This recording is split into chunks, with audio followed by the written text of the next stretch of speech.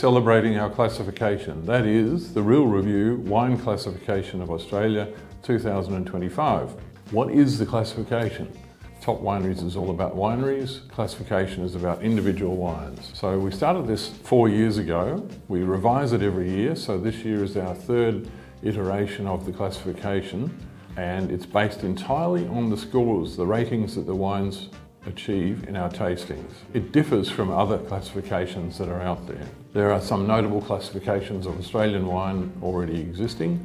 They're based on price, they're based on auction performance, monetary value, pricing. Ours is simply based on the quality of the wine itself, as determined by our panel of independent professionals. In other words, we don't have any skin in the game. We are simply assessing the wines objectively as possible.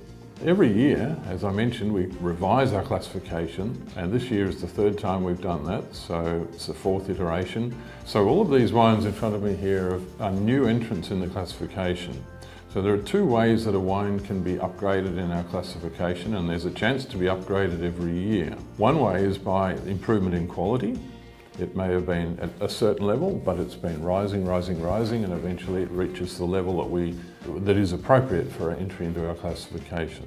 The second way it might be entering the classification is if it has only been produced for 10 vintages, and this might be the 10th vintage. There is a requirement, there is a minimum of 10 vintages to be made before the wine is eligible. All of these wines in front of me here are new entrants into the classification. They all have the minimum 10 vintages on the ground that we have reviewed and tasted and scored, and they've reached the required level of quality. As I said, this happens every year. The wine has the potential to be upgraded every year, so some wines will go from 1 merit to 2 merits, 2 merits to 3 merits. There are 3 levels to our classification. 3 merits is the highest level, 2 merits and 1 merit. And even 1 merit is a great accolade, a great distinction for a wine, because only a small percentage of Australian wines are in our classification at all. So this year there are 45 new entrants into the classification. And one of them is this Rieslingfreak, which is the Eden Valley wine, Reverence of Riesling, number 4, 2024 vintage. Just happens to be the 24 vintage, but that is a new entrant into the classification. It comes in with 1 merit. We think it's a particularly good value for money wine because it's under $30 a bottle. It's beautiful wine. It got a very high score, and John Hughes is doing wonderful things with Rieslingfreak in the Barossa. Mainly Clare Valley wines, but also Eden Valley.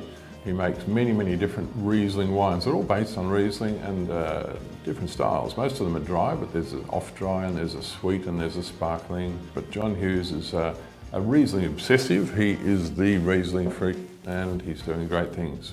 Another of the wines that has been entered into the classification this year, is one of the 45 new entrants into the classification, is this Quealy wine from the Mornington Peninsula. It's Quealy Musk Creek Pinot Gris 2024. That wine it's reached the required minimum of 10 vintages on the ground, 10 vintages that we've tasted and evaluated, and we think that is one of the great Pinot Gris. It really is one of the best Pinot Gris in Australia, which is fortuitous really, because Kevin McCarthy and Kathleen Quealy, who are the couple behind Quealy Wines, they were the people that really started the Pinot Gris snowball, I guess you could call it, in Australia, that just grew and grew and grew.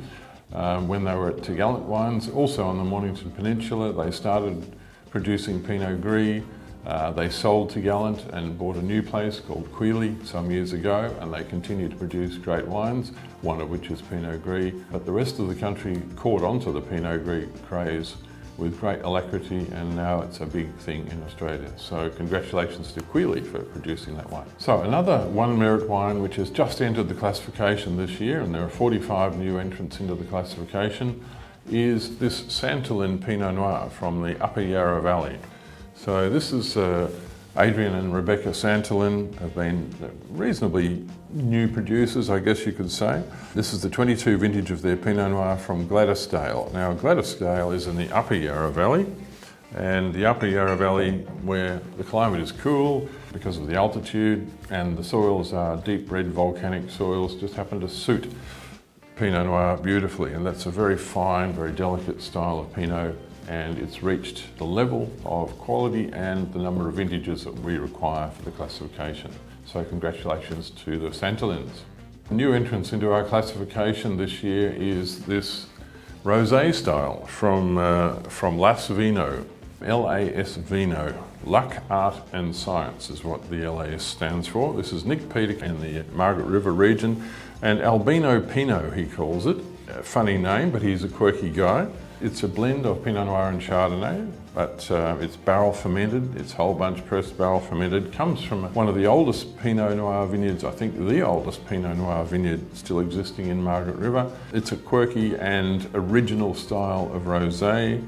He says you can call it a rosé if you like, but we're trying to do something a little more than that. It's a beautiful wine. This is the 23 vintage, but it's not so much the vintage that matters, it is the fact that it has reached the minimum of 10 vintages requirement for entry into our classification, and it comes in at 2 merits, so it's coming in at a high level, considering we have 3 levels of the classification, 3, 2 and 1 merits. So congratulations to Nick Peterkin for that marvellous wine. Just entered the classification this year is this Savaterre Chardonnay from Beechworth, and it's entered the classification at a high level, and this wine comes in at 2 merits, which is quite an achievement. Why is it suddenly in the classification? Because they have 10 vintages on the ground, 10 vintages that we've tasted, and they've all reached that level that we require, that level of quality. So this is from Beechworth. It's from Keppel Smith, who is an interesting character. He's a former Sydney policeman, then ended up buying some land at Beechworth and planting vines just across the road really from the famous Gioconda. Fantastically complex wine. It's a wine that Keppel Smith is particularly proud of, and we think he's doing a wonderful job, and congratulations to him.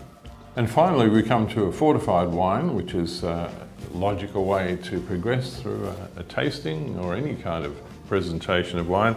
We come to this wonderful Chambers Grand Muscat from Rutherglen.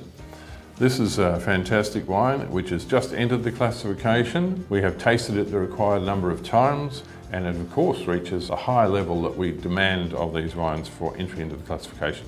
It's one of 45 new entrants this year into our classification, and it comes in at a high level. It's 3 merits, and that's the highest possible level.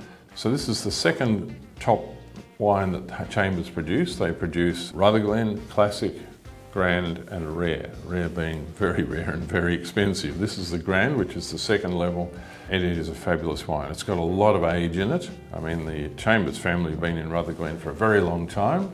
The present winemaker, Stephen Chambers, is the 6th generation of his family to be there. Some of the fruit that goes into this comes from a Solera which was started in the 1930s by, I guess that would be Stephen's grandfather. I'm not sure, it might be his great-grandfather, but I suspect it's his grandfather. So this is the wonderful, luxurious, very sweet, very rich, very luscious style of muscat that is only made in Australia, and Rutherglen is famous for it.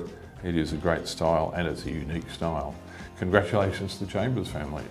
So there we are. There are 6 wonderful Australian wines which have made the Real Review wine classification of Australia this year for the first time, and 45 new entrants. If you want to have a look at the rest, you should go to our website and you can see there quite clearly which wines are in the classification, which are the new arrivals and which are the ones that have been upgraded. I urge you to do that because it's a great way of finding the best wines in Australia.